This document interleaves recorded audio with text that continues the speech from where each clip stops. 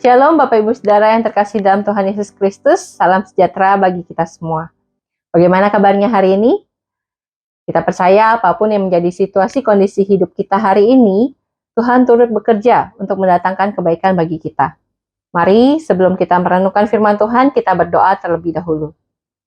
Bapa dalam surga, kami mengucap syukur untuk kasih setiamu bagi kami. Hari ini kami boleh ada karena Engkau boleh menyertai kami, dan kami sekarang mau merenungkan firman Tuhan. Berikanlah kami hikmat bijaksana-Mu Tuhan, sehingga kami boleh mengerti dan boleh menghidupinya. Di dalam nama Yesus Kristus kami berdoa. Amin. Bapak Ibu Saudara, perenungan firman Tuhan hari ini saya beri tema iri hati menjauhkan kasih. Firman Tuhan yang kita renungkan pada hari ini terambil dari 1 Yohanes pasal 3 ayat 11 sampai 16. Saya akan bacakan bagi kita semua. 1 Yohanes pasal 3 ayat 11 sampai 16, demikianlah firman Tuhan. Sebab inilah berita yang telah kamu dengar dari mulanya, yaitu bahwa kita harus saling mengasihi. Bukan seperti Kain yang berasal dari si jahat dan yang membunuh adiknya. Dan apakah sebabnya ia membunuhnya? Sebab segala perbuatannya jahat dan perbuatan adiknya benar. Janganlah kamu heran saudara-saudara apabila dunia membenci kamu. Kita tahu bahwa kita sudah berpindah dari alam maut ke dalam hidup, yaitu karena kita mengasihi saudara kita. Barang siapa tidak mengasihi, ia tetap di dalam maut. Setiap orang yang membenci saudaranya adalah seorang pembunuh manusia. Dan kamu tahu bahwa tidak ada seorang pembunuh yang tetap memiliki hidup yang kekal di dalam dirinya. Demikianlah kita ketahui kasih Kristus, yaitu bahwa ia telah menyerahkan nyawanya untuk kita. Jadi kita pun wajib menyerahkan nyawa kita untuk saudara-saudara kita. Sampai di sini pembacaan firman Tuhan. Bapak Ibu Saudara, salah satu dari 7 dosa mematikan yang disampaikan oleh bapak-bapak gereja adalah berbicara tentang dosa iri hati. Kalau kita boleh jujur, saya rasa sepertinya setiap kita pernah memiliki iri hati. Iri hati muncul karena kita tidak puas dengan keberadaan diri dan juga tidak senang melihat kelebihan orang lain. Bapak Gereja Basilius dari Kaisarea mengatakan, "Envy is the most savage form of hearted." Iri hati merupakan bentuk kebencian yang paling ganas. Mengapa demikian?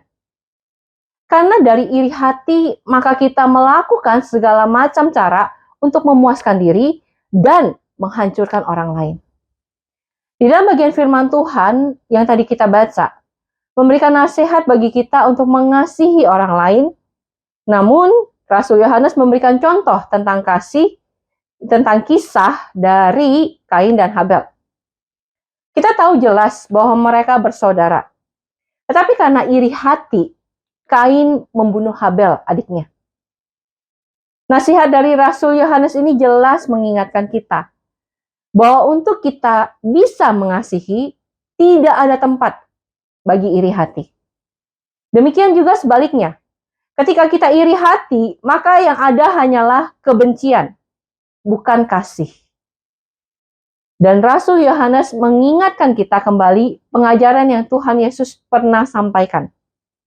Ketika kita membenci seseorang, maka hal itu sama dengan kita membunuh dia. Bapak Ibu Saudara, sebagai orang yang sudah menerima kasih Tuhan Yesus, kita sudah diselamatkan dalam anugerah.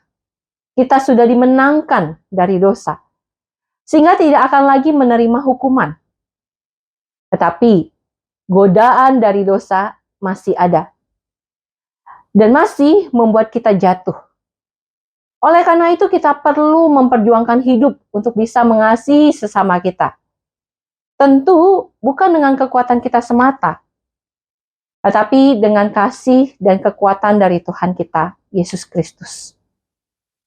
Maukah engkau mengasihi? Kiranya Tuhan menolong kita. Mari kita berdoa. Tuhan, kami mengucap syukur untuk kasih setia Tuhan yang begitu besar. Sebenarnya kami tidak layak, tapi kasih Tuhan begitu melimpah bagi kami. Sehingga kami boleh menerima kasih yang besar itu dan kami diselamatkan.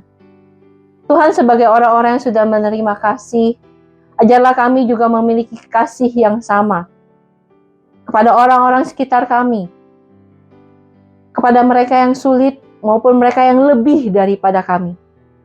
Biarlah kasih yang sama boleh kami bagikan, Tuhan. Sebab bukan kamilah yang memiliki sumber kasih itu, tetapi sumber kasih itu dari Engkau mengalir kepada kami. Dan kiranya kami alirkan juga kepada orang-orang sekitar kami. Tolonglah kami ya Tuhan. Di dalam nama Yesus Kristus kami berdoa. Amin.